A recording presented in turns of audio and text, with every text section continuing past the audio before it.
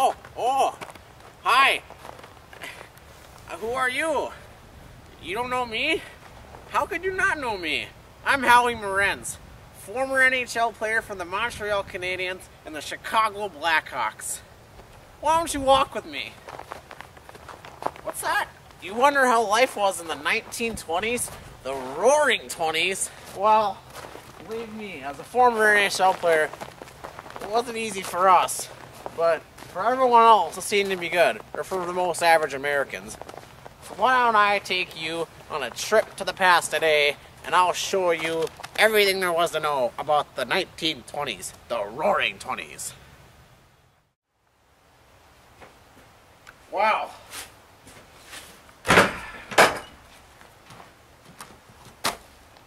Right then and there, the war was over. All the men and women, sorry, not women. Women didn't have a fighting role. They stayed home and did important things like build ammunition for our men, build the guns, can foods, and foods that they could send over to Europe and aid the Allies. That was their role. They did not fight. The men, though, they all went over. All of the young era, at least, that were able to fight, and the ones that got drafted, went over. Well then, what happened then? What happened when the war was over? Many of our men did not come back. But many of them did. A good portion enough to where when they came back, everyone was so thrilled. The economy started to boom. Businesses, we started to spark again.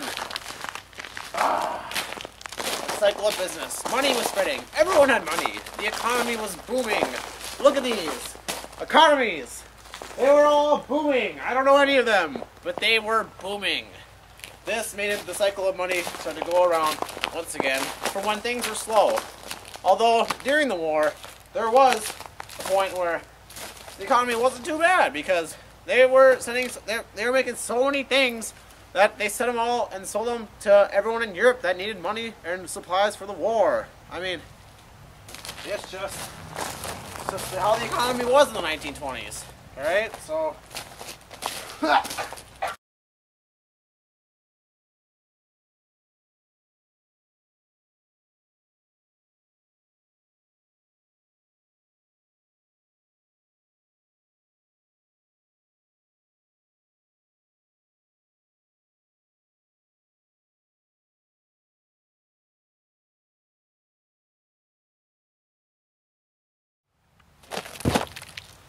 well,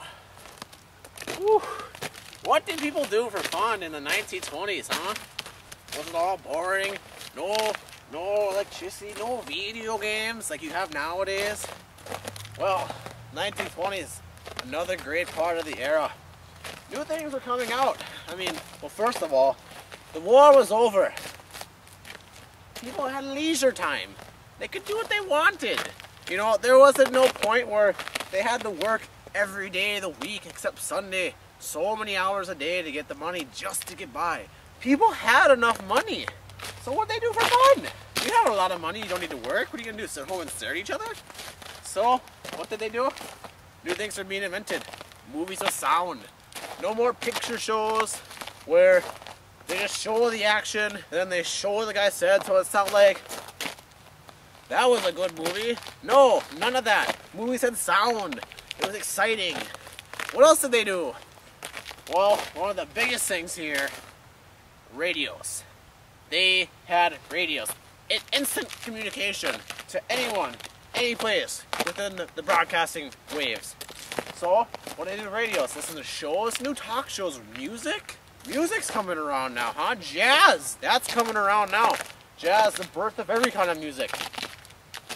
Most importantly though, my favorite, they listen to hockey. Hockey on the radio, sports being broadcasted. You go, sit at home with your family, listen to the radio, listen to the Blackhawks play, the Canadiens play, the Boston Bruins, the New York Rangers, the Montreal Canadiens. Everyone, all the good original 6 teams, and others that came to follow. But what's more exciting than that is they went to the games. They went and watched great hockey. So the art and culture is just growing in the roaring 20s.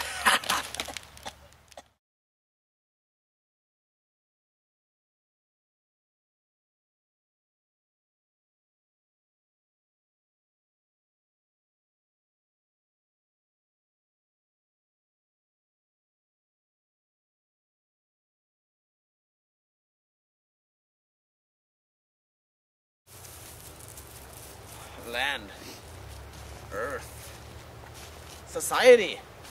That is my next point I'm going to bring to you today. Society took a big change in the 1920s, you know. People weren't so uptight. As in, what I'm getting at is women. Women's fashion, behavior, people's behavior. It wasn't so uptight. Women began to wear clothes that were fashionable. You know, not to where it was like a nun outfit where not any skin could be showing, like one bit of skin showing. Oh, no skin showing. No, they started to go out. Flappers, girls that were stylish. They went and danced. All of that. All that good stuff. Another point, racism. Racism. Blacks still not treated as full equally as they should be. But they got jobs in the North. Jobs everywhere else. When during the war, or after the war was over, they got jobs. Such as managing the hockey rinks, maybe. Flooding the ice. I don't know. I can't remember that long. Most of it. Another thing in society. Cars. Cars were going cheaper and cheaper at the time. At least while the economy was booming.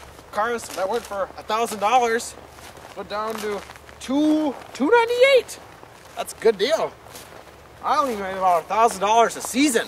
Today's money, that's only $12,000. So I had to work 2 jobs, but I love hockey, and for the love of the game, I did it. But things such as this, new cars, society was changing, economies were booming, the roaring 20s.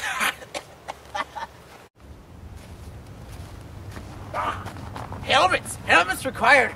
Back in my day, we didn't play with helmets. We didn't play with hardly any gear. It was good old-fashioned hockey. Rough, mean, Rules. Politics. That's another good point about the 1920s. One of the last things I had to talk to you about. Politics. Beginning of the 20s, towards the end of the war, everyone, like I said, all the young men were going to fight. So, and that included Canadian. Oh, Canada, my home and native land. All those players from Canada like me go fought in the war. I did go fought. But I came back, lived, saw combat, and then I came back to play the game I love so much. But after the war, people through the 20s, they didn't think anything like that was going to happen. They were so focused that this is an awful idea, it was stupid, why did we do this? So they tried as hard as they could not to have another war, and they didn't know about World War II coming. So before that, they thought, okay, we're good, you know, peace, finally. Things weren't changing on that side. Things are peaceful. Other than things such as racism that had to do with politics, and the rules of how they were treated. That was the only difference made.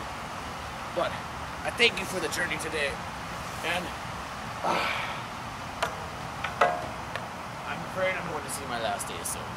But I wanted to thank you for helping me spend my last days talking about the times I loved so much. The glory days of hockey.